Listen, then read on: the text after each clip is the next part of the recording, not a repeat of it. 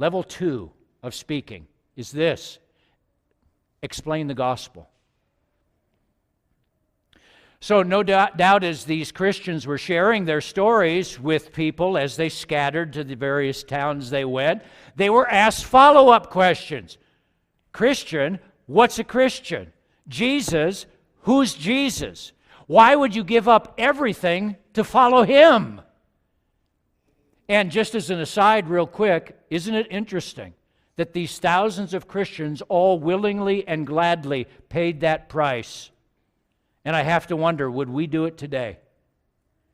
If our faith in Jesus cost us our job, our home, our livelihood, our security, I wonder how many of us would, instead of gladly telling others about Jesus, would cop an attitude with God and saying, hey, if this is how it's going to be, I'm out of here. I'm ending this love affair. Tell other people about you? No way.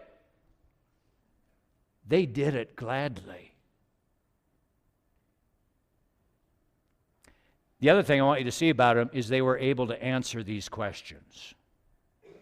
Talk about who Jesus is. Talk about his life, his death, his resurrection, and why it mattered, why it was so critical, why it was the most important thing to them. We call this the gospel. And as you grow in your faith, you and I need to develop the capacity to explain that to people. So what would you say if someone asked you out of the blue, oh, so what's so special about being a Christian? What's the story of Jesus all about? What would you say?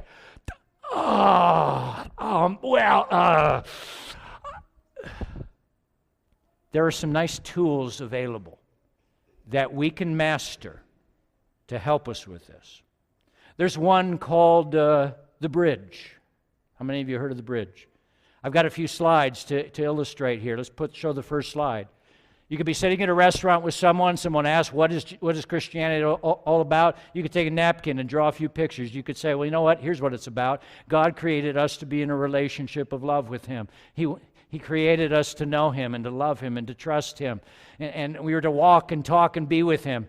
But then we blew it. We told God we didn't want to follow him. We sinned and we broke his heart by breaking his laws. Next slide. And this chasm opened up between us and God because God is holy and I'm not.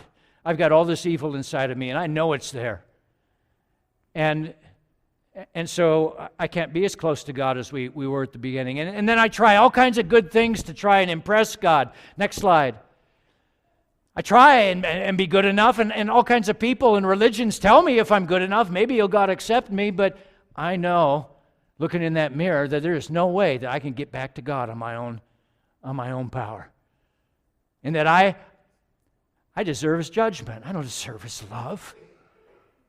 There's so much evil in me. And you know what's amazing? Is that God, seeing that, decided to come to earth himself. Next slide. And that's who Jesus is. God became human in Christ. And Jesus was perfect. He never sinned. And he traded in his perfect life for my sin-ridden life. And now if I just come to God across the bridge of the cross through faith, if I say yes to Jesus' love, he's offering me forgiveness. And if I say yes to that, I'm welcome back. And then Jesus promises to come into my life and to teach me how to do it right. I have that relationship again. That's what it means to be a Christian, and I'm never going to give this up for anything. And you're just a prayer away from that relationship. That's the bridge. It's a model of evangelism. Some of you need to take that model to heart. There are some in this room who've not accepted Christ yet, and that's great. That's okay because, we welcome everybody here, and you wouldn't be here if you didn't have a hunger for God. You wouldn't be here this morning if you weren't thirsting for God in some way. And so I want you to know how you can quench that thirst. Come running to Jesus. By faith, accept his gift of love. It starts with a prayer. Lord, have mercy on me. Forgive me. I'm sorry for all the ways I've blown it. Please forgive me. Come into my life. I give you my life. And that simple prayer will save you and change everything.